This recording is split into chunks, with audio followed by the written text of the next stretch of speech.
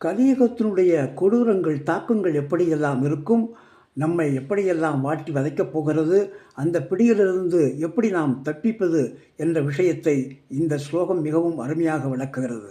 கலவு கல்மஷ சித்தானாம் பாவத்ரவ்ய உபஜீவினாம் விதிக்கிரியா விஹீனானாம் கதிகி கோவிந்த கீர்த்தனம்.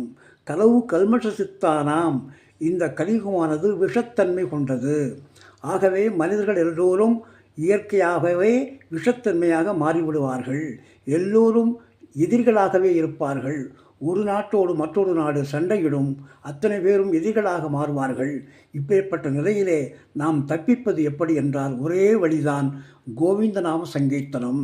ராமா கிருஷ்ணா கோவிந்தா வாசுதேவா நாராயண என்னும் நாமங்களை சொல்லிக்கொண்டே போனால் இந்த தாக்கத்திலிருந்து பிடியிலிருந்து நாம் தப்ப முடியும்.